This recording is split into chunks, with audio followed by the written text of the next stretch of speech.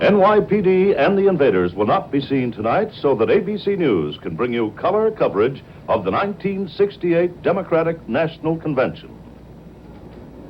There are enough votes for Hubert Humphrey among the 3,099 delegates seated down there in the International Amphitheater Arena to guarantee him a nomination on the first ballot.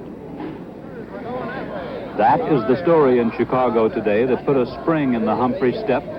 It all started with a simple statement by a delegate from Tennessee. I am releasing the delegation to me as a favorite son as of this moment.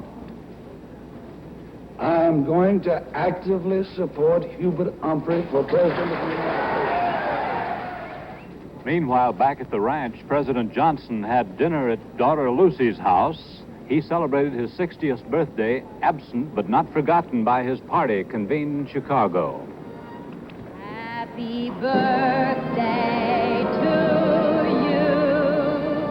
Happy birthday to you. Happy birthday, dear Lyndon. Happy birthday to you.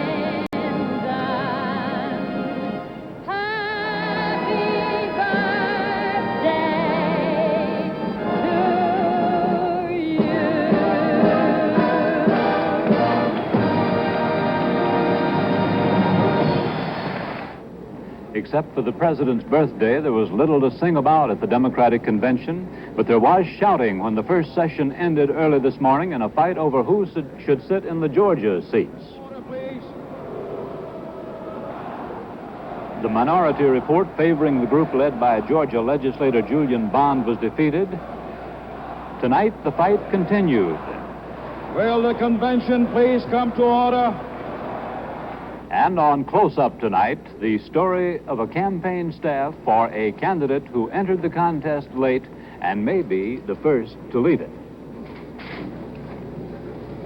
I just went up 30 votes. And he figures we got some leaners in Ohio. Also, another chapter in the continuing convention commentaries of William Buckley and Gore Vidal. The Vietnam plank, as it finally emerged, signifies the victory of nerve over panic, of strategic humanitarianism over temporary profit, of the survival by idealism of the wastebasket. Today, the McCarthy-McGovern peace forces were defeated in the platform committee by the Johnson-Humphrey majority, and tonight a majority of the delegates will also show their appreciation of the president's masterly conduct of his Asiatic war. Fortunately, platforms are not made for action, but for the wastebasket. Political editor Bill Lawrence has an interview with Senator Eugene McCarthy. We'll be covering the expected fight over the platform and all the news from the convention on Race to the White House, Chicago, Day 2.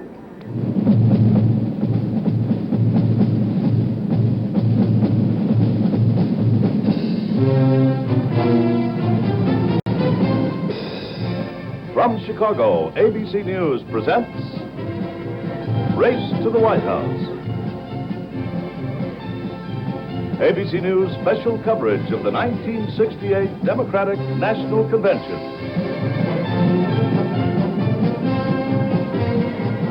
Brought to you by Alka-Seltzer, now in aluminum foil to keep Alka-Seltzer fresh just about forever. And by B.F. Goodrich, the name that assures quality in tires, chemicals, products for home, industry, and aviation. B.F. Goodrich, where exciting things are happening.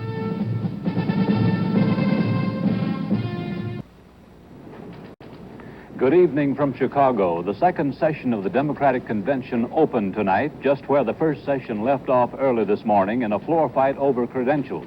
After an interlude for oratory and a tribute to the man who until tomorrow in the nomination is still the party's leader, President Johnson, there's going to be a climactic floor fight tonight over the Vietnam plank of the platform.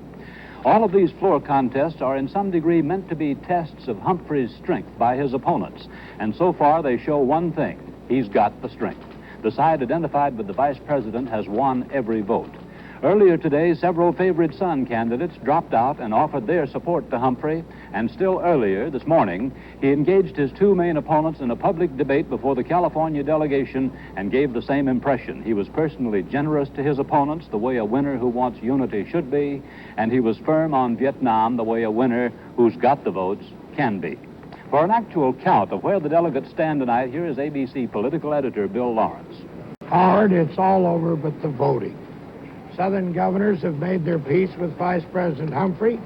They've ended their favorite son holdouts, and they've brought with them more than enough votes to ensure Humphrey a first ballot nomination. The latest ABC delegate count, with 1,312 votes required for nomination, showed Humphrey, 1,473, which is 161 above the magic majority, with more to come. Senator McCarthy, 706 votes. Senator McGovern, 123 votes. And favorite sons and others, 320 votes. Actually, the vice president had put out the fires of Southern rebellion yesterday, but it wasn't until today that the payoffs started to come through, with the withdrawals of favorite sons like Governors Ellington of Tennessee, Connally of Texas, McNair of South Carolina. They had all been counted in the Humphrey camp before the weekend rebellion. Humphrey piled up his margin with some strength in every section, but most of it in the Middle West and the East. Here is the regional breakdown for Humphrey's 1,473 votes already counted, and more expected from the South in the next 24 hours. From the Middle West, 509.5 votes. From the East, 408 votes. From the South, 321 votes. And from the West, 234.5 votes. Republican presidential nominee Nixon, on the other hand, got his biggest block of support from the South. And some Republican opponents claimed that Southerners, led by Senator Strom Thurmond, dictated some of the final Republican convention decisions. Howard? Bill, the numbers you report are reflected in the way Humphrey has been moving around this town today. His mood has changed from the firm, hard sell of yesterday to the jaunty, smiling confidence of today. Humphrey's like a man who's just been told by his boss that he's due for a promotion and a big raise.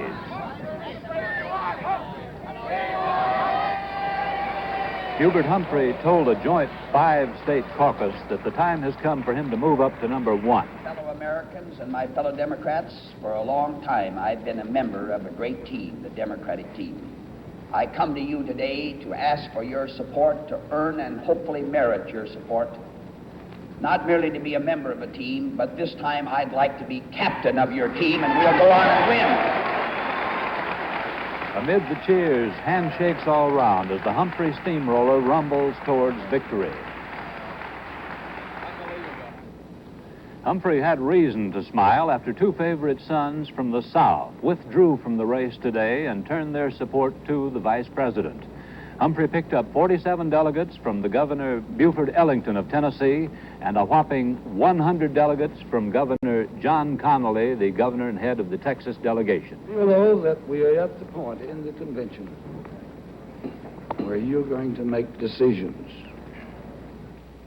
And never do I want to be a part of anything of blocking anybody, anytime, anywhere. Buford Ellington just don't operate that way.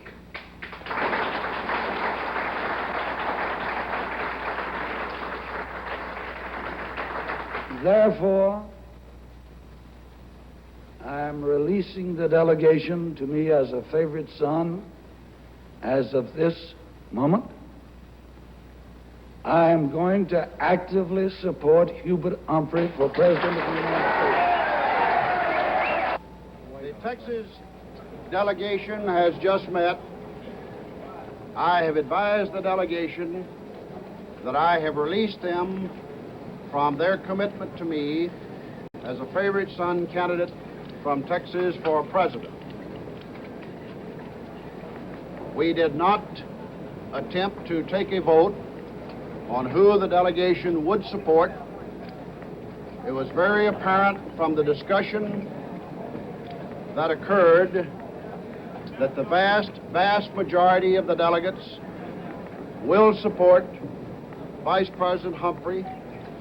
I would anticipate that of the 104 votes in the Texas delegation, that at least 100 of them will now be cast for the Vice President when we caucus on the floor tomorrow night to cast the vote of Texas. It seems as though it was years ago, but the campaign of Eugene McCarthy, which began last November, will end with tomorrow night's balloting. This afternoon, our political editor, Bill Lawrence, talked with McCarthy about the race, its effects on the party, its effects on the other candidates. I have the impression, at any rate, Senator, that as a result of some of the concessions that Vice President Humphrey made, that he put out some of this fire in the South. Do you think that's true? I think that's possible. Some of the things about having the unit rule be prospective and so on. Do you think he paid too high a price for this Southern support? Well, I don't know. It's a question of whether you want in terms of the nomination or whether you tie it into the election itself. I think that not too high a price to pay to get their votes here, but I think it'll hurt him in the general election. Hurt him and the Democratic Party. Well, that's right. Well, now, what about Senator Edward Kennedy? Do you think there is a serious chance that he will be a serious contender in this convention? I don't know. It's getting pretty late. I don't think you can eliminate it as a possibility, however, at this time, Bill. Well, he said no at least twice, and I thought with great emotion. But do you still think he could be... I don't think the last no was that broad. I thought it was no to Mike DeSalle, but I don't know if you could say it was no to everyone. What about the recurring threats that Lyndon Johnson might come back in the race? Do you attach any seriousness to that? Not in view of what you said a year or two ago. Well, yes. I mean, we don't want to spoil that prophecy. It's running so strong at this point. I mean, we got to make it stand up. Well, I must admit, Senator, he hasn't asked my permission to re-enter the race. I've said he wouldn't come in, so I'm sustaining you at this point. The Credentials Committee fight got underway last night, but the convention adjourned before it could be completed. We'll have a look at where that fight now stands after this message. The Credentials fight got underway last night when the convention voted on a minority report which would have seated the Julian Bond delegation as the only group from Georgia. The report was voted down and the convention reacted.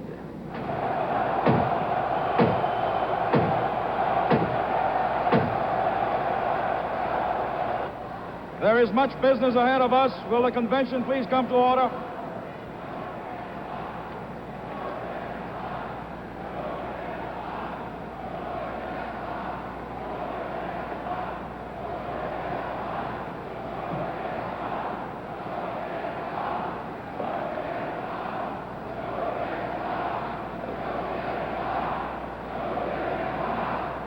Will the convention please come to order?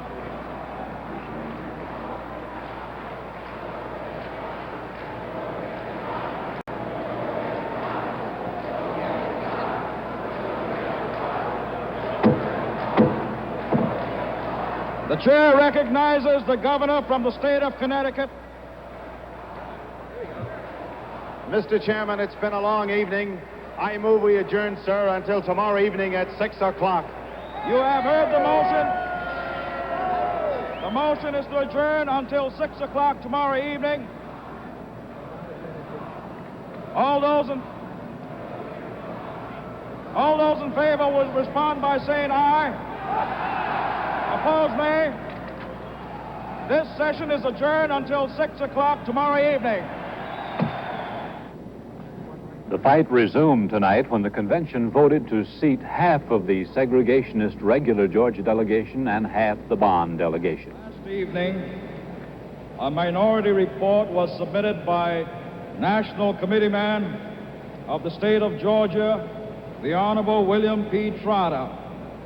The question now is on the adoption of the minority report All those who are in favor of Mr. Trotter's minority report will respond by saying aye. All those opposed will say nay. It is obvious that the nays have it. The nays have it. The minority report is rejected. All those in favor of the majority resolution as submitted by the chairman of the Credentials Committee will respond by saying aye. Opposed, nay. The ayes appear to have it. The ayes have it, and the resolution is adopted. The Credentials Fight, Chapter 2, ended at tonight's second session, which dealt with a minority favoring the so-called Maddox delegation from Georgia, and then took the key voice vote on the majority report, which divides the Georgia delegation equally between the rival groups. After the Georgia decision, a challenge to North Carolina's regular delegation, headed by Governor Dan Moore, was rejected by a voice vote. A group headed by Dr. Reginald Hawkins had accused the regular delegation of failing to represent Negroes in the state.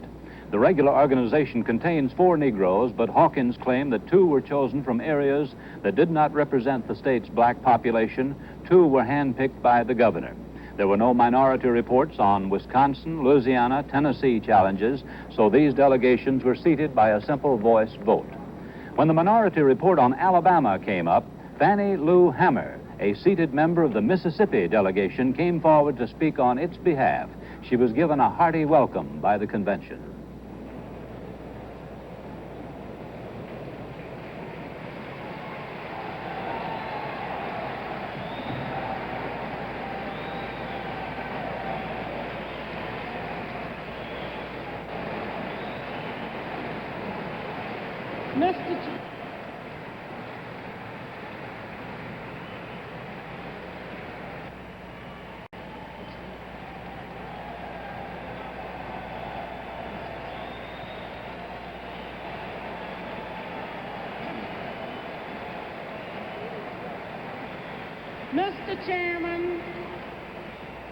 Mr. Chairman, Governor Hughes, I'm here speaking for the National Democratic Party from Alabama. 1964, Fannie Lou Hamer was on the outside trying to get in. We know the long pattern of discrimination not only in Mississippi, but also in the state of Alabama. We also know that Governor Wallace is running today for President of the United States, and he's only pledged as a Democrat in the state of Alabama. It is time for us to wake up, America. We always talk about a minority, but we don't even say minority when you carry our sons to fight in Vietnam.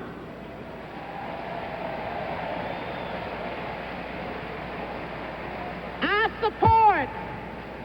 support Dr. Cashin from Alabama, but because it's time for us to stop pretending that we are loyal, but act in the manner that we are.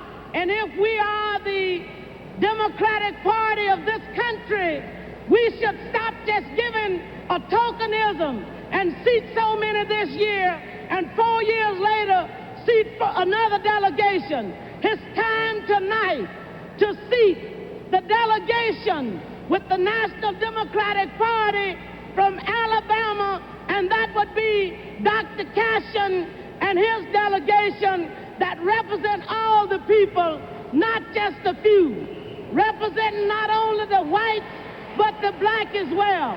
Thank you. This has been a rough convention on newsmen. Strikes have hampered communication. Some police have been less than gentle, indeed brutal, with photographers and reporters. And tonight, on the floor of the convention, CBS correspondent Dan Rather had a rough time. Here is a CBS videotape recording of that incident. A couple of the sergeants at arms, security people, have one of the members under both armpits and forcing him out. Dan Rather? What's your name, sir? And what is your name, sir? Take your hands off of me. Dan Rather? Unless you intend to arrest me, don't push me, please. I know you won't, but don't push me. Take your hands off of me unless you intend to arrest me. Wait a minute. Wait a minute. Walter, as you can see... I don't know what's going on, but these are security people apparently around Dan. And obviously getting roughed up. We tried to talk to the man, and we got bodily pushed out of the way. This is the kind of thing that's been going on outside the hall. This is the first time we've had it happen inside the hall.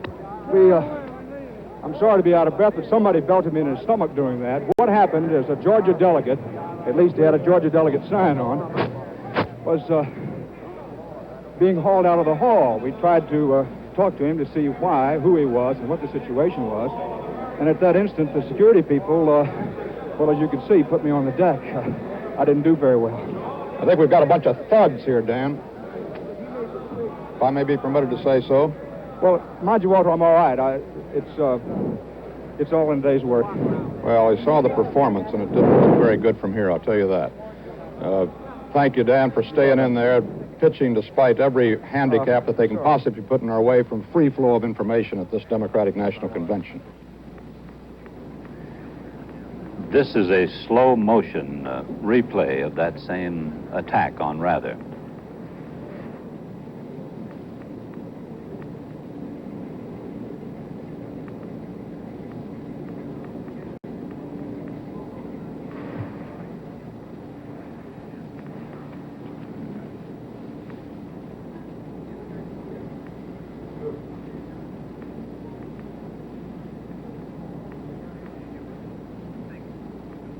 The faces on that ought to be visible enough to find the men who did it or the man who did it and arrest them for a breach of the law.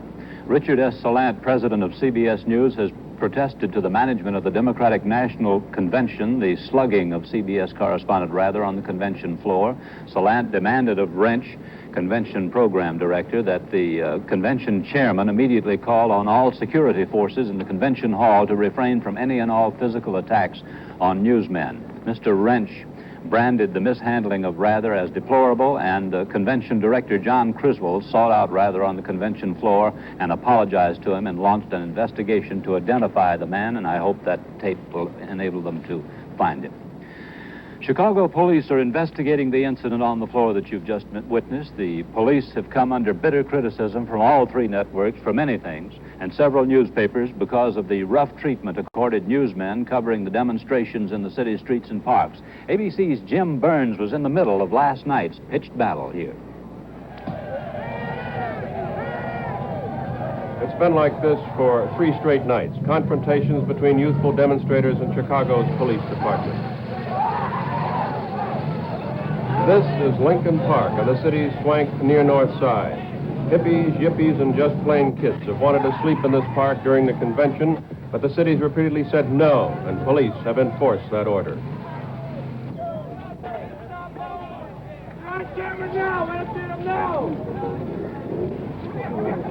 There have been numerous arrests, some handled in an orderly way, others not so orderly. At times, officers used what seemed to be unnecessary and often brutal force to get their captives into paddy wagons.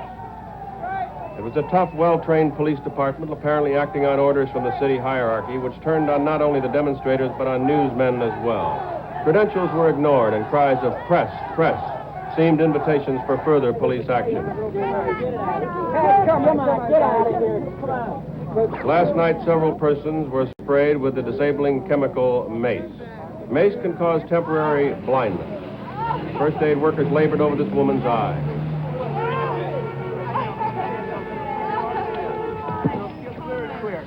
There, girl. There, girl. Open him up. Right. Open him up. There, girl. Get her into the seat. This correspondent saw police use their nightsticks to club demonstrators and reporters without the slightest provocation. One of the victims was a freelance cameraman, Dan Morrill. Morrill was attacked as he stood in front of his own home. What happened to you? I was behind in my own place, 151 West Burton Place, and I looked over. I knew I was safe back in my own property, and the guy turned and said, "Hey, you, what are you doing there?" And I said, "I live here." He said, "What's the camera for?" And he escorted me with mace. How'd you get that blood all over you? Because I came around to get a picture of him after he squirted me with mace. And they clubbed you? And he clubbed me. Can you recognize him? Yes, I can. Oh, Al. Where are you from? Where's my bag? In fact, one of them, a lawyer, came up to me. In all, and I have 17 this- newsmen have been I a injured. photograph This of is the Jim car. Burns, ABC News in Chicago. Next to me. Chicago is not a police state, but the police haven't heard that yet.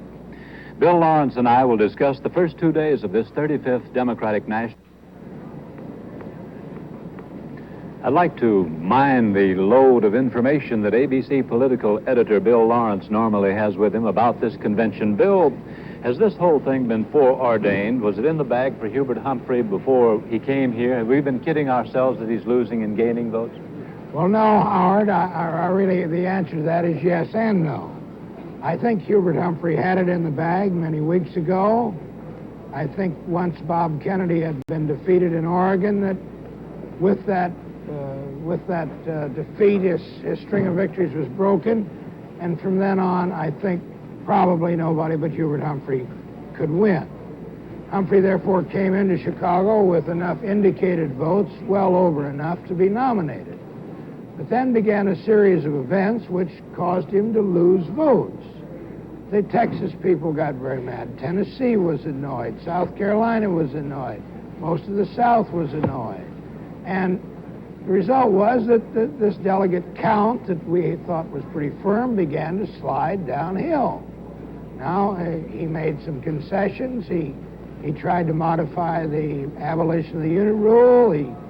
He agreed with the Texas boys and these other Southerners about a harder line on Vietnam, and now he's put out the fire and the votes have come back, and so once again it's foreordained. At least that's my view. But meanwhile, his feet have been held to the fire, and I think the president was in on it. Bill, given the situation that you have forecast, and I believe it's right, can the party now unite around Hubert Humphrey? Is there going to be a serious split? Well, I haven't seen any way of unifying this party yet. I say that, though, with the knowledge that Democrats usually do unify. They fight, like tigers at conventions and then vote together in November, generally speaking. Now, Hubert Humphrey made a very conciliatory talk to the California delegation today in which he said he'd be proud to run with Senator McCarthy or Senator McGovern. I didn't hear either one of them say they'd be proud to run with him. Teddy Kennedy certainly didn't feel, out of respect to his brother's political ideals and programs, that he could run with Hubert Humphrey. I don't know who he's going to pick for vice president, but I think a lot of McCarthy people are going to leave this hall very unhappy, even if the senator supports the ticket. Yeah. Well, to change the subject, we were expecting President Johnson to come to this convention. They've prepared a parking lot for a landing pad out there. There are many more police tonight. Why do you think he didn't come? Well, I think he did the right thing. I think in the spirit of his March 31st declaration that he would neither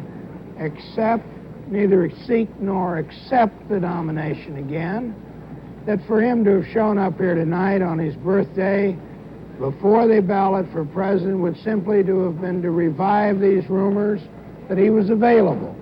Yeah. And I don't think he is. I don't think he has been. If his name is put in nomination, it isn't going to get very many votes. You heard John Connally of Texas say tonight the overwhelming majority would go to Humphrey. So I think the president did the right thing. He carried out the spirit of his retirement. Bill, we want to switch down to the floor now to correspondent John Scally, who's down in the middle of that melee. John, can you come in? Yes, Howard, I'm here. What's going on? Well, the mood of this entire assemblage right now is a little bit unhappy. They're a little bit punch drunk from all of the floor fights they've already had to undergo. They're restless because in deciding the credentials battles, they had to go through a long time-consuming floor call and state-by-state votes. Now the band has been playing here for almost 45 minutes at a time when other things were scheduled to happen, including Mr. Carl Albert, the chairman, was scheduled to make his speech. And we also have a film coming up, and that's been delayed. The mood here is one of let's get on with the business, and The next big fight, as you well know, is over the platform plank on Vietnam, and all of the delegates who were involved in drafting this plank, which endorsed Mr. Johnson's policies, are now on hand and ready to do battle. John, who's going to be the administration's main debater in that fight? I'm sorry, Howard, I couldn't hear you. Who's going to be the administration's main defender in that fight? Well, it'll be the chairman of the platform committee, Hale Boggs, who will, of course, present the report. And then they have a whole assortment of speakers lined up.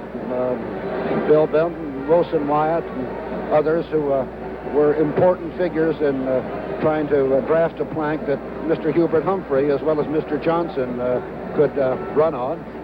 We hear rumors that McGovern and McCarthy may appear themselves on the floor to argue the opposite case. Rumors like that have been sweeping this hall ever since the session started, but we haven't been able to nail down anything firmly. It is very clear that many of McGovern's people are here. I saw Pierre Salinger, who's been more or less heading up his press campaign, and others close to Mr. McCarthy are on hand, but it could be just because the fireworks is about to go off and another battle is to begin, and all the top aides want to be around for the bloodletting. John, Senator Wayne Morse, who you know is a Dove, has said that the Dovish plank or amendment will be defeated 2-1 in the vote down there.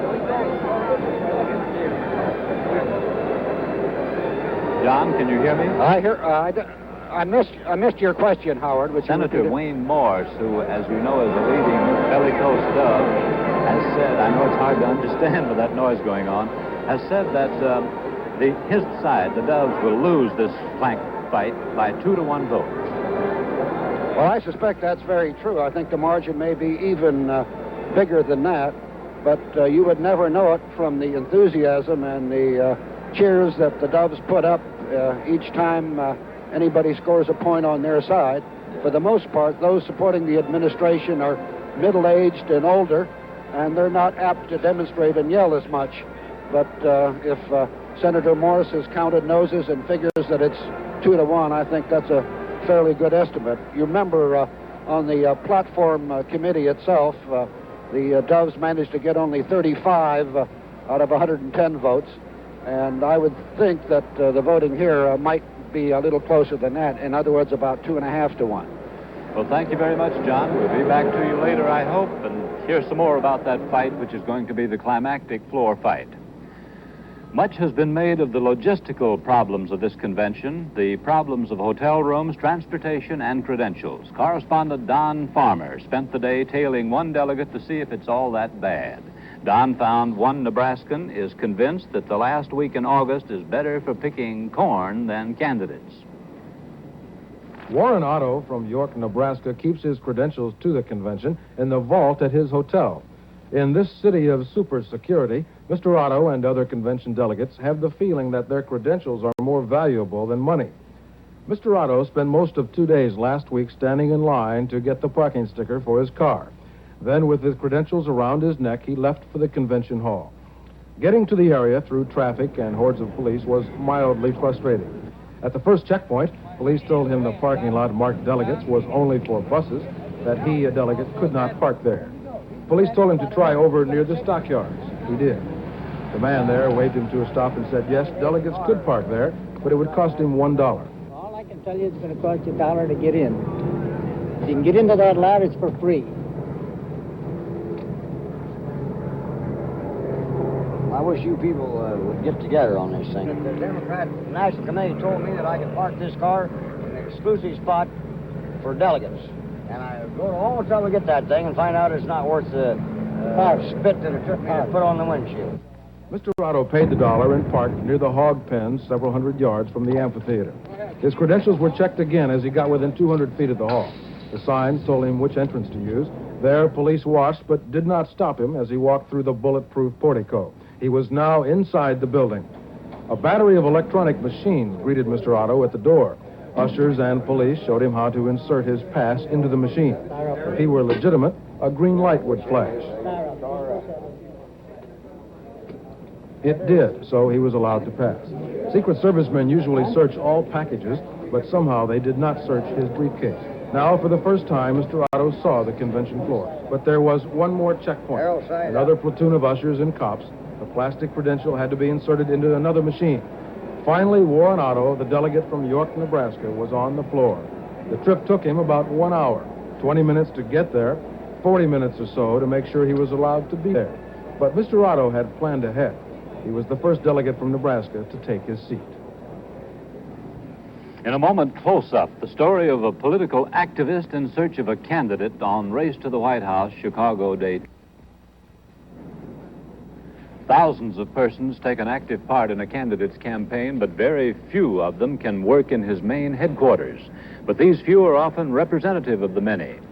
Correspondent Sam Donaldson reports on a situation involving that. A presidential candidate is no exception. You still try to tell the man by the company he keeps.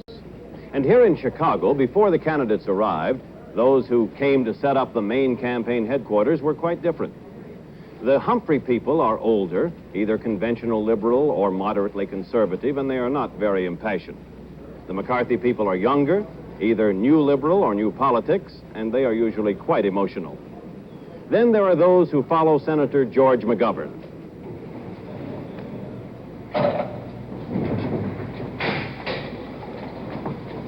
Those who work here do share common traits of ideology and belief, but their most distinguishing characteristic is that they are not really McGovern people at all. Good. Since Robert Kennedy died, I didn't think there was anybody else that I could support until Senator McGovern got in. There are a lot of Kennedy people here, and it's fun meeting them and shaking their hands, and it's fun making the signs and, you know, meeting all the girls who are working here, too.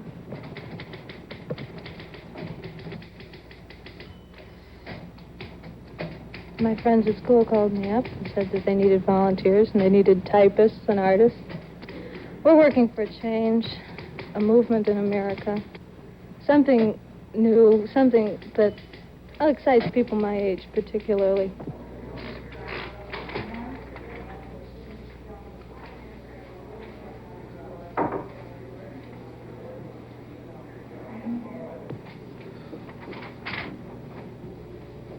Just went up 30 votes. Yes. Well, I worked along with Dave Harrison up in South Dakota on the entire Kennedy campaign. We got to know these darn South Dakota people pretty well and liked them and liked George McGovern. And before he announced, he asked us to come into Washington and requested that we help him out. And that's what we're doing. What's the latest on Harrison? What's he say? Harrison just told me that we've got 167 votes, firm, he thinks, without California and New York. Without California and New York. That's what he thinks, tonight. Okay. And he figures we got some leaners in Ohio. That sounds pretty good.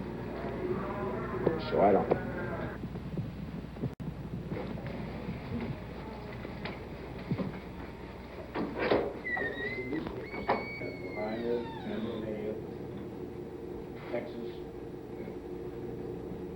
I don't know exactly what I'm going to do for George McGovern. I got to know him, and I think you see a lot of Kennedy people around here. We all got to know him very well in South Dakota. He was very good to Senator Robert Kennedy in South Dakota, and we found him to be a very outstanding man. We won't put anybody with, hello? Who? No, he's not here right now. Yeah, no, Connie Singer. Oh, let's see if we can find her one. Let's see if we can find Connie Singer. Connie Singer. Singer? I've been a long-time admirer and friend of George McGovern. I felt very strongly after the death of Robert Kennedy that the Democratic Party needed an alternative between the Vice President and Senator McCarthy. And so when Senator McGovern announced, I enthusiastically went to work for him. You expected to be here with Robert Kennedy. Do you think about that? Yes, I think about it all the time. I mean, beyond that, obviously, almost everything you do conjures up some memory of the campaign and what we hoped for and what we expected. I think there's no question if Robert Kennedy were here today, this convention would lose a lot of its drama because he would be the clear odds-on favorite to be the nominee of the Democratic Party and also the clear odds-on favorite to be the next president of the United States. I think that situation is not as clear today for any of the candidates facing the Republican Party. Pierre Salinger, twice this has happened to you. What does this do to you? What if Edward Kennedy, as he has said, continues in public life, and the opportunity presents itself for him to run for the presidency? Well, I'm going to answer that by just saying that someone who I know was very close to Robert Kennedy spoke about how that person was sorry that they had not participated in the campaign of Robert Kennedy. They had put it off, and they were going to do it later on in the summer. And that person said to me that one thing I've learned in life since the assassination of Robert Kennedy is never wait for summer. That's kind of the way I feel about American politics today. I think if you really feel about something, that you don't put it off. You have to do something about it now. And I think that I don't think there's any chance that Edward Kennedy will emerge from this convention as the nominee. But if that happened, if he was drafted by this convention, I would be in the forefront of those saying to him, don't wait for summer, take your chance now and let's go.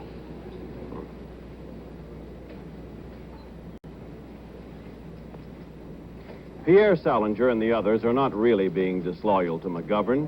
They are not selling him out behind his back. He knew where their loyalty was when he invited them to join him.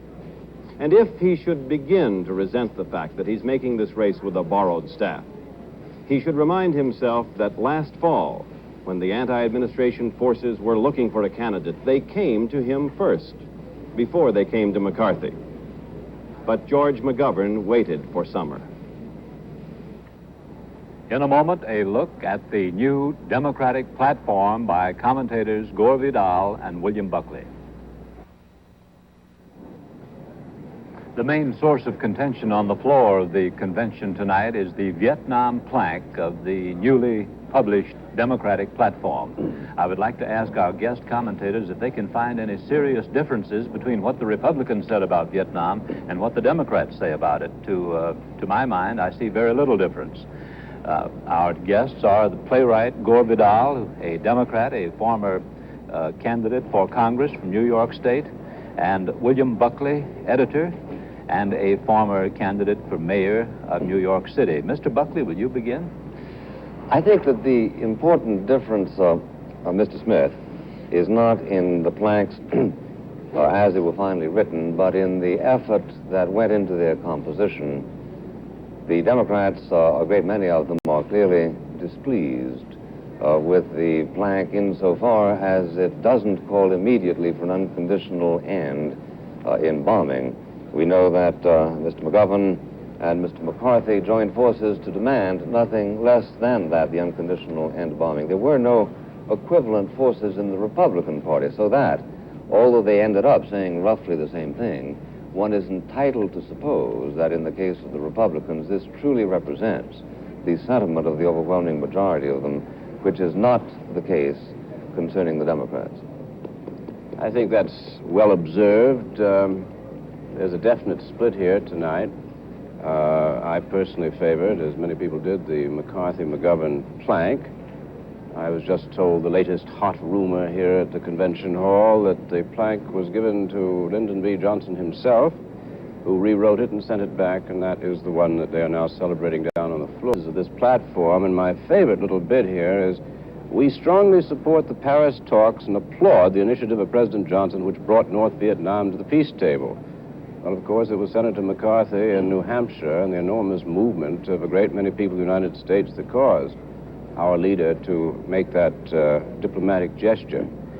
So I would say that the difference between the two platforms is, as Mr. Buckley suggests, the Republicans are pretty united in being not only on the one hand hawkish, but on the other hand, they seem to feel that they're open for negotiation, trying to relive, I suppose, the days of the Korean settlement by General Eisenhower, who talked very tough in the campaign and then, of course, made a peace with Korea. I suspect that may well be the Nixon plan. Meanwhile, you have a very divided Democratic Party here tonight. What can the Republicans do that the Democrats can't if Nixon is elected, Mr. Buckley? Well, if Nixon is elected, it seems to me that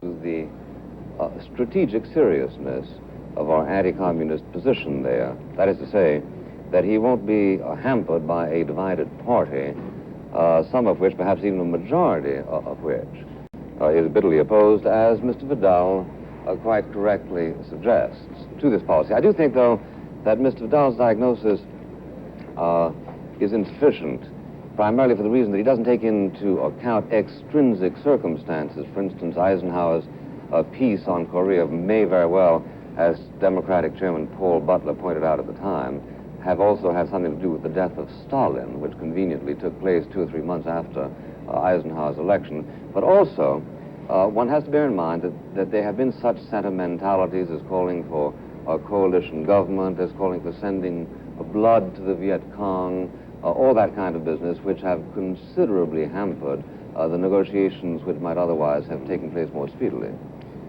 Well, I think Mr. Buckley has given us a preview of what we will hear from the Republicans on this subject. I'd like to introduce a note that absolutely nobody has so far in the Vietnam debate, and that is that I happen to favor sort of diplomacy in the grand old style, and I'm sure Mr. Buckley will agree with me, since he too is a lover of the Congress of Vienna and Metternich policy, that we should, since Ho Chi Minh is the enemy of Mao Zedong, therefore we should support Ho Chi Minh. Mao Zedong is the enemy of the Kremlin. Therefore, in certain cases, we should support him. And the Kremlin is, of course, the enemy of Mao Zedong, and we should support them. Now, this is grand politics. This is not ideological. It's not as interesting as the Holy War, as the fascinating war that we are the forces of light and we must destroy all other governments. But it has always been traditional in the conduct of foreign policy until the pietisms of John Foster Dulles, who really did believe, at least as far as we can tell, that we were indeed the forces of light and they were night, that we began forcing our way into the world and forever setting up this pietistic view that governments that we disapproved of should be dealt with harshly. So I'm simply saying, to the extent that the leader of North Vietnam is no friend of China, this is not a monolithic conspiracy, we should support him. And by the same token, Mao Zedong, and again in this Viennese congressional circle. Mr. Buckley, would you like to add to that? Well, Mr. Vidal's suggestion that perhaps it would be in our interest to support Ho Chi Minh suggests perhaps also that as a matter of testamentary integrity, I reveal a concrete proposal to that end, contained in a letter sent to me by Senator Kennedy about 6 months ago, the PS of which was, I have changed my platform for 1968 from let's give blood to the Viet Cong to let's give Gore Vidal to the Viet Cong. May I see that, really? I think, however, that would be immoderate. In any case, I do share Mr. Kennedy's notion that Mr. Vidal's idea of how to prosecute the whole situation out there, quite apart from the fact of a congruence of general policy, is marred by his sort of strange fantasies concerning the realisms of politics. I must say, I'm looking at this, what a very curious handwriting. It also slants up, sign of a manic depressive. You saying that about Senator Kennedy? I did see that. Whether you forged it or not, I don't know, and I will have to have my handwriting experts, the graphologists, will have to look at it. I put nothing beyond you, not since the Dreyfus case, and we had such evidence brought into court. But it's very, very amusing and has nothing to do with the case. The fact that he was writing you letters makes me terribly suspicious of him as a presidential candidate.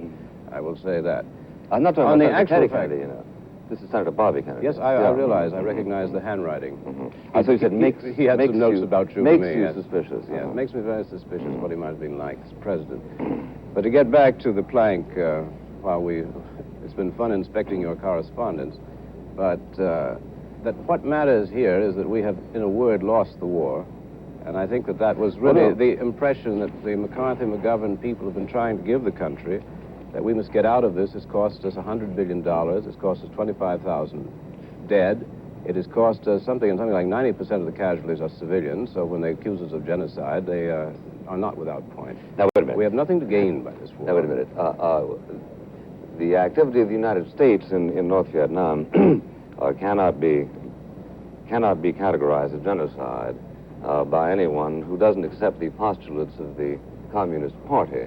Their postulates being, of course, that we are interested in killing people for the sake of killing people, the distinction being how many people is it necessary to kill in order to pursue a perfectly legitimate military mission, a distinction that has been honored during the past 1,000 years. But we have not lost the war in Vietnam. What we have lost is an opportunity to press that war with such weapons as are especially at our disposal. And the reason we haven't is because we have proceeded schizophrenically, make love to the communists this side of the hemisphere, hate them and kill them this side of the hemisphere. And this doesn't. Well, now, what do you favor? Do you favor just an all-out war on communism, using nuclear weapons as you have in the past, on the Chinese nuclear capacity? You've also favored. Yes, indeed. And something, a marvelous movement called a blow for peace. You came out and you said, quote, to give a 2-hour notice to the Red Chinese that we intend to destroy these nuclear facilities, and so give the civilian, military, and scientific population a chance to evacuate the plants, which we would then proceed, pure and simple, to blow up. This is the great statesman sitting here on my right. That is an act of war. Why with nuclear weapons? I never said with nuclear weapons.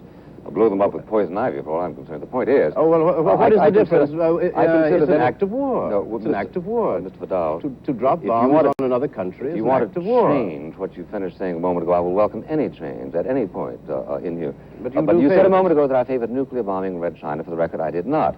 No, for the record, you said bombing. I favored, alongside a number of very serious military strategies, a preemptive strike against the nuclear facilities of Red China. And you expect really to be taken seriously? A position which was explored by President John F. Kennedy in the fall of 1963, and should be thought of by all serious people who not only are against the nuclear bomb in the cafe society My dear Mr. Buckley, but in the sense of trying to do something about it. If the bad guys have got the nuclear bomb, and we don't want to have it. You're both much better when you don't talk at the same time. Could we take turns? Yes, well, I would like to just pick up that point. Yeah. I would like to pick up that point.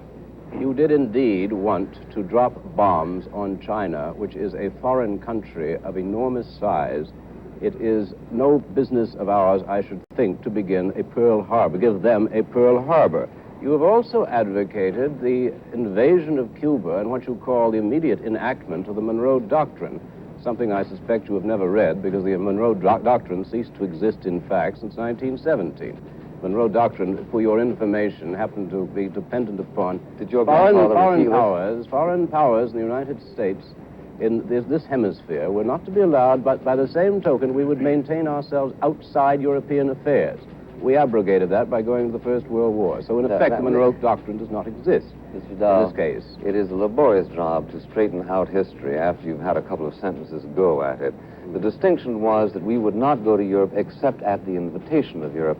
If you will give me the name of one country in Europe where we are without the invitation of the local government, then I will say that we have violated the equivalent of the Monroe Doctrine. But the Monroe Doctrine is perfectly clear. How do we get out of the war in Vietnam? You have not read it. Yes. The discussions about the plank in Vietnam, how do we get out? Have we really been beaten? The answer is that we have not been beaten, Mr. Smith. The answer is that we are negotiating in Paris at this moment because the enemy feels the pressure of a 4-5-year effort by the United States and South Vietnam and certain of its Asian allies. It's not this simply because Senator McCarthy got 43,000 votes in New Hampshire. This isn't the way Haiphong works, Hanoi works. We can, of course, win the war, but it's going to take a concerted effort, and it's going to take the kind of... we seem to be lazily incapable of generating as a result of the kind of erosion of purpose to which people like Mr. Vidal contribute, sometimes eloquently, sometimes not. I still don't see how Mr. Buckley, with his concerted will, thinks that we're going to win a war that we've spent certainly 5 very aggressive years in losing. We have tried search and destroy. We have dropped more bombs on it than we dropped on Europe in the Second World War. We are getting absolutely nowhere. They have perfect desire to organize their own country in their own way, and there's no problem Mr. about Dow, if we turn We the are in war- the presence, however, if I may say so, I would suspect the most war-minded person in the United States. And usually Mr. Buckley doesn't reveal himself as clearly as he has tonight. But indeed, he has come out for a preemptive strike against Red China. I came out and that for is it an in act of war. 1963. Yeah. No, you came out for it in 1964, December 29th, in the National Review. You do write your own columns, I said don't Mr. you? Kennedy in 63. I came out in 1964. Yes, you were. He didn't you come were out a for little it. He slow. considered it in 63. It's the difference between consideration and proposing it. The point is, Mr. Vidal, that there are those people who are always deploring what ought to have been done back when certain other people were saying it should have been done at that moment. Now, one of these days, you're going to sit around shaking and talking about better red than dead because Red China has a hydrogen bomb. And the answer will be, who was it who a few years ago thought that might have been the time, as, for instance, in Munich, to stop appeasement? I don't say that life is going to be completely easy, completely non-dangerous. We are, I think it's however, very dangerous. I know but there are that very you're- bad people in I this know that world. you're very interested in Munich and interested in the past, and of course, every decision you would have made correctly had you been asked. Everyone I can Unfortunately, you were recall. not. Everyone Everyone I you can recall, recall, yes. Well, somehow the good judgment of the country maintained itself.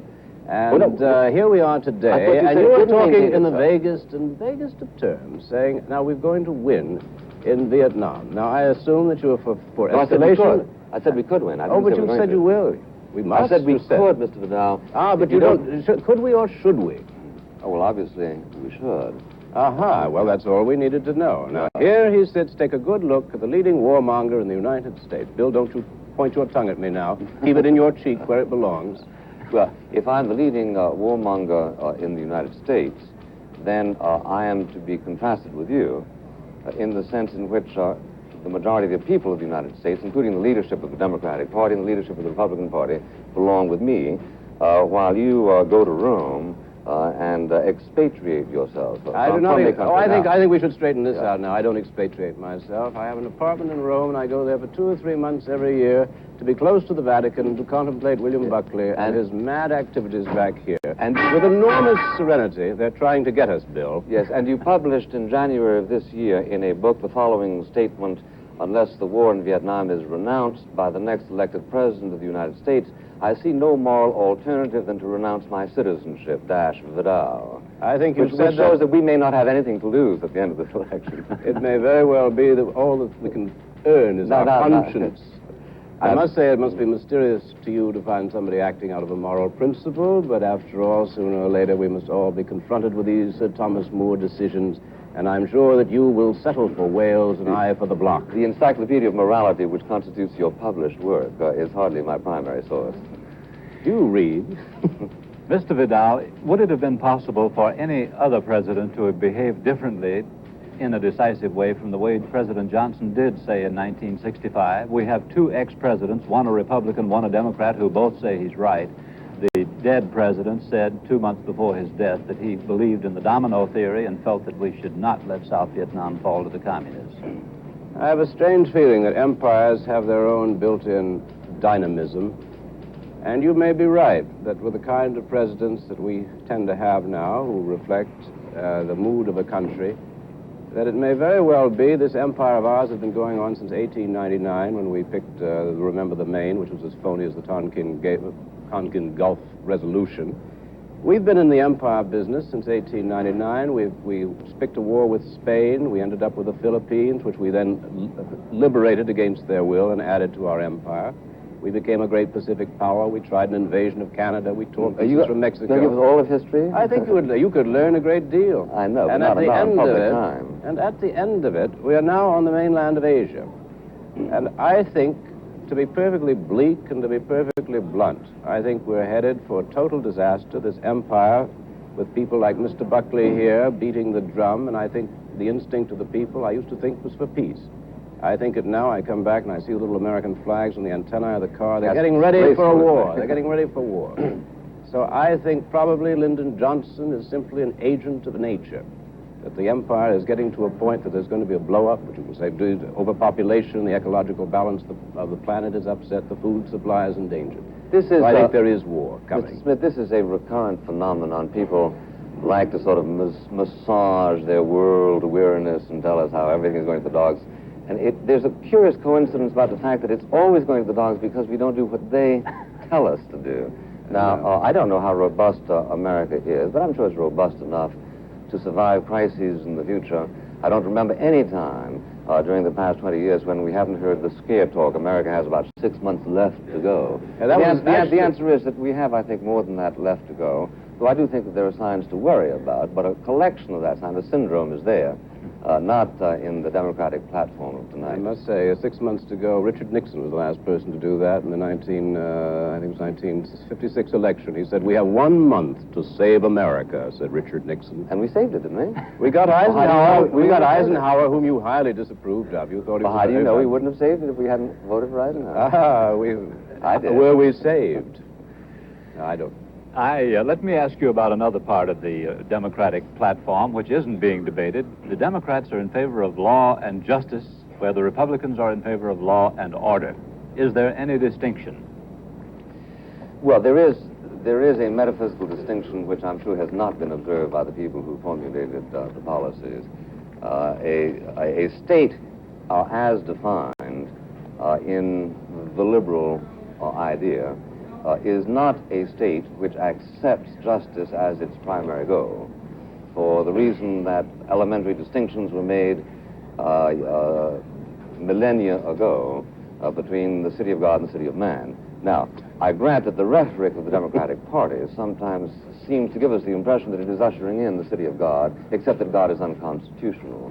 But given that it seems to be trying to go in that direction, the Republican emphasis on law and order is, in my judgment, perhaps for accidental reasons, in closer congruity to the limited aspirations of a constitution of a free republic.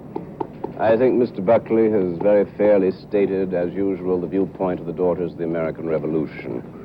In actual fact, the Democratic Party is a little bit ahead of the Republican Party on this particular issue, but the metaphysical point, as Mr. Buckley would say, really is between what do you think about having a strong federal government as opposed to a strong local government? And this is a legitimate and a continuing debate. I would only give you this reminder that without a strong federal government, no school would have even begun to be integrated in the South. There never would have been a pure drug and food act. While we were down there in Miami, I noticed that the Florida Power and Light Company was going to put an atomic reactor in Biscayne Bay, which would have cooked all the fish. Now, the local Chamber of Commerce was a marvelous idea, because anything for money, and the Department of the Interior stopped it. Now, Mr. Buckley, with his laissez-faire love of doing business in the United States, anything that makes money has to be good, that's American, would probably have allowed this. I say that the federal government must act in certain great issues. Did you follow that, Mr. Smith? Do you believe that sounds like one of those orators out there? However, I would transcribe it and study it. No, I think... I'm in favor of killing sharks in Biscayne Bay for profit. Is that right? No, but your people... Oh, Bill, let me tell you, your people are. And the terrible thing about it is that absolutely nothing would ever be done at a local level on something like integrated. You think there would be one integrated school in the South without the Supreme Court decision? Well, before we had a strong central government, we had a civil war, the purpose of which was to free the slaves. So I think that good things can happen even without federal government. A federal government which, incidentally, all of the Democrats are busy apologizing for at this moment. You may have noticed in the platform that they're all saying we've got to retreat, as Senator Kennedy was saying. We've got to retreat from the idea that the federal government can do everything. No, but they have said the federal government can do everything. That's the thing that we conservatives have been saying for quite a while. No, as a matter of fact, this year's liberal rhetoric has fallen into a conservative trap that we must get private enterprise, that great machine of American virtue, as Richard Nixon said. This alone can help us in the ghettos with the Negroes. Well, private enterprise won't. They'll get the tax cut he promised them. And that'll be the last we hear, because they're there to make money, not to do... Don't you understand, Mr. Vidal, that the making of money is, according to systems discovered 300 years ago with the beginning of economic liberty, a way of helping people, because it is a way of making goods available to people at a cheaper price.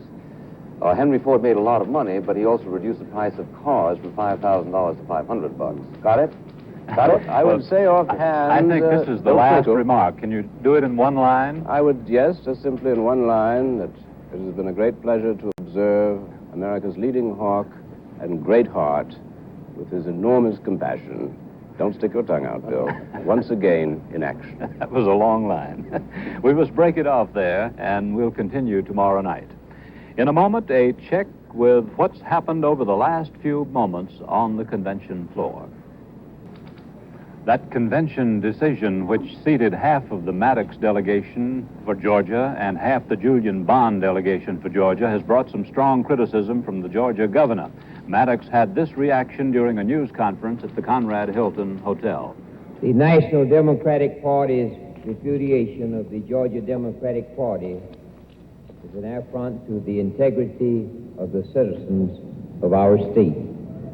We came to this convention in good faith, sincerely wishing to inject our political philosophy and thought and participate in the electoral processes of the party.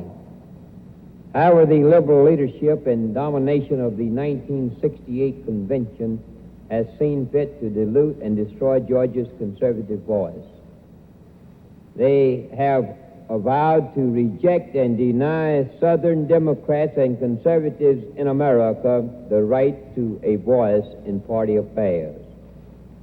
For these reasons, I have called upon Chairman Gray, his staff, and the Georgia delegation to vacate and leave the assembly. Further, I have requested Chairman Gray not to make available the staff or resources of the Georgia Democratic Party to the Bond delegation.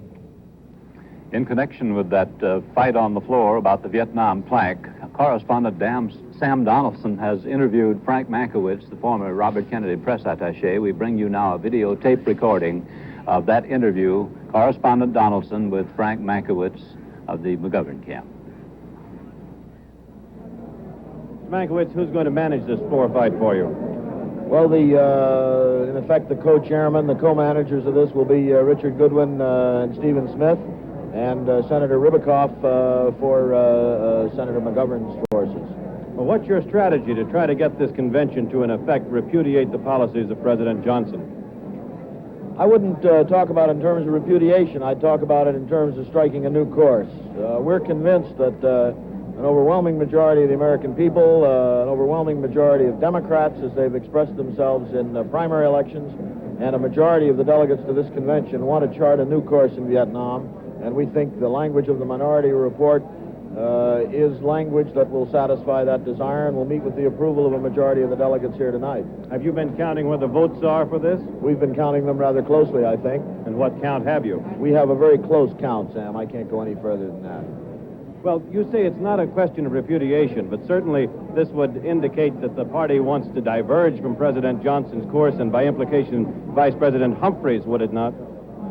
Well, I think that may be an implication in many people's minds. It's certainly true that the minority report, if adopted, would indicate that yes, that's true. The reason I can't give you an accurate count is because we have people now working almost every delegation.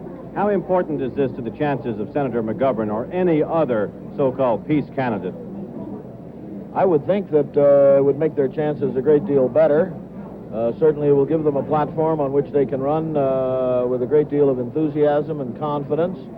And I think it will indicate, and by indicating the temper of the convention, might very well give an impetus to their candidacies. But I don't tie this fight tonight to the question of the candidates. Much more important than the question of the candidates. And I don't think you will be able to say, if we win this fight, that the vice president's candidacy has been repudiated. And I don't think you'll be able to say, if we lose it, that neither of the peace candidates has a chance in the balloting on Thursday. But you talked about the temper of the convention. Certainly it's fair to say that if you lose it, Vice President Humphreys' chances seem very good indeed. Well, I think Vice President Humphreys' chances seem pretty good right now. This late development, according to an interview with the night newspaper, Senator Eugene McCarthy has conceded defeat in his bid for the Democratic presidential nomination. McCarthy, according to this story, said that supporters of Senator Ted Kennedy were holding on to votes that were the difference between victory and defeat for McCarthy's efforts. He told the newspapers, the night papers, that he had only about 700 votes. The Kennedy forces had tied up another 200. 24 hours before the nominations were to begin, McCarthy was asked how close he was. He's quoted as replying, "I think it was probably settled more than 24 hours ago." McCarthy was then asked if that meant that Humphrey had the nomination wrapped up. He is quoted as replying, "I don't think so." This report, we repeat, comes from the night newspaper chain. I think we'd like to ask political editor Bill Lawrence for his opinion on that report.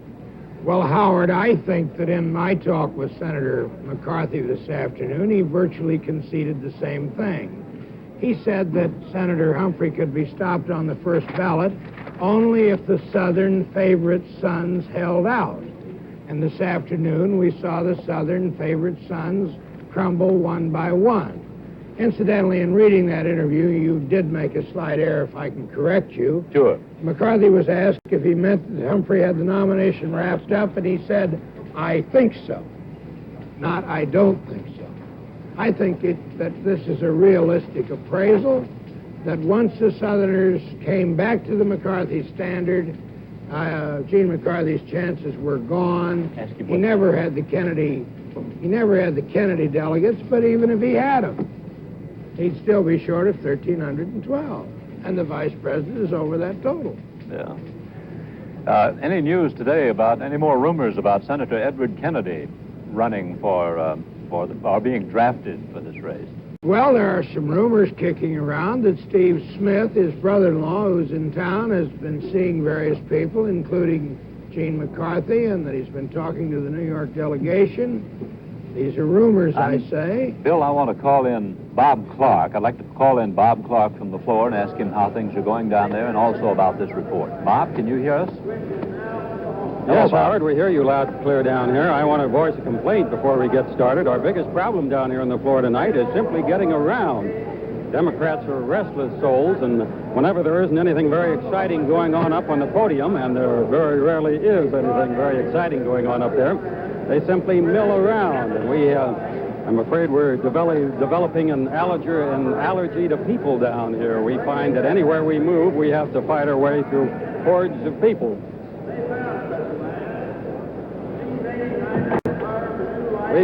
I would like, Howard, to put in a word of defense for the security men down here. Their job, of course, is to keep these aisles open. I know they've been a little maligned tonight, and they may have abused some people, but they have a pretty rough time, too, an almost impossible job, and we think they're going about it in a reasonably good fettle down here. Have you heard anything about the story that Senator McCarthy has conceded defeat in his bid for the Democratic presidential nomination?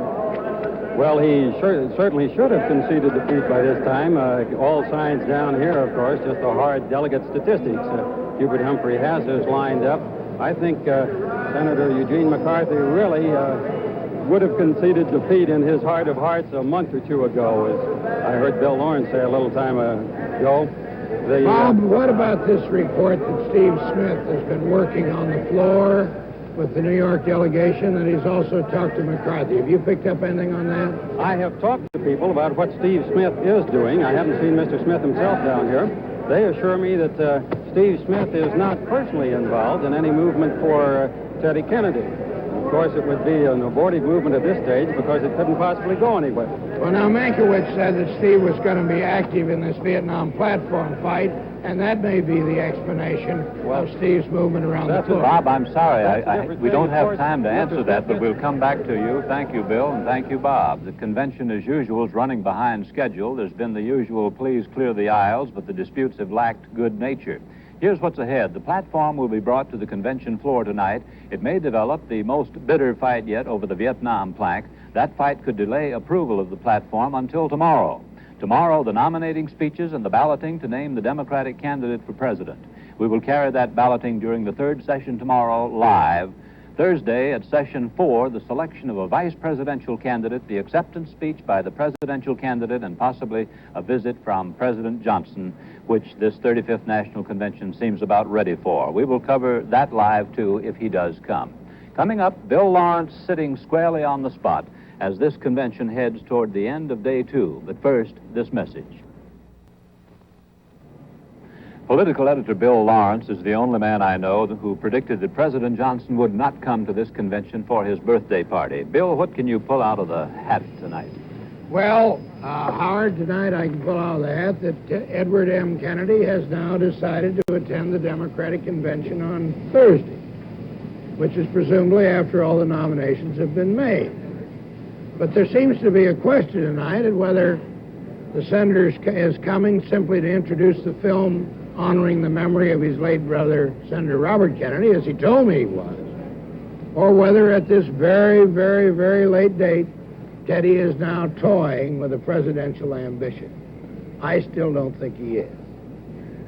Well, Bill, I'd like to talk about this convention now. Congressman John Conyers, the Negro congressman from Detroit, said today that all Negro delegates here, there are more than 300 Negro delegates and alternates, will withhold their votes from the main candidates tomorrow because, to quote him, issue after issue has been subverted to the cause of conservatism.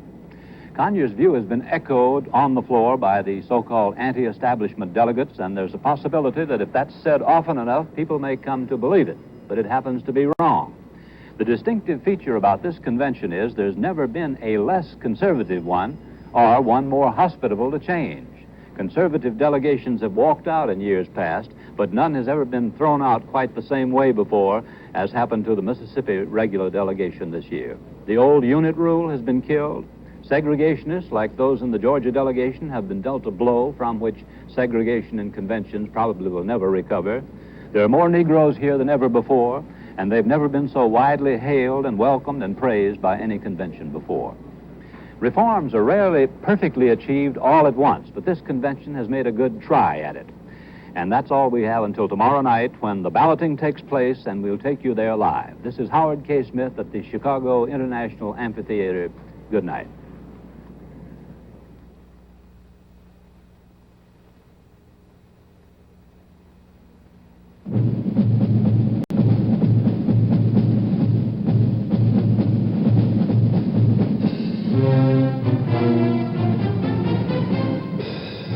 From Chicago, ABC News has presented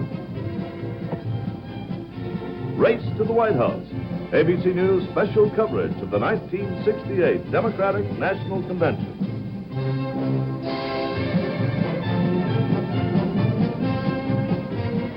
Brought to you by B.F. Goodrich, the name that assures quality in tires, chemicals, products for home, industry, and aviation.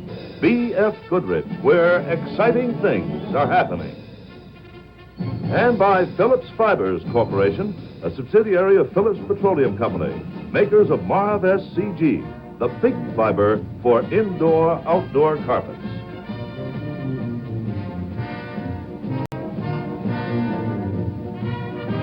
Join us tomorrow evening at 9:30 p.m., 8:30 Central Time for Race to the White House with ABC News commentators Howard K. Smith, Bill Lawrence, guest commentators William Buckley and Gore Vidal, and the ABC News team covering the 1968 Democratic National Convention.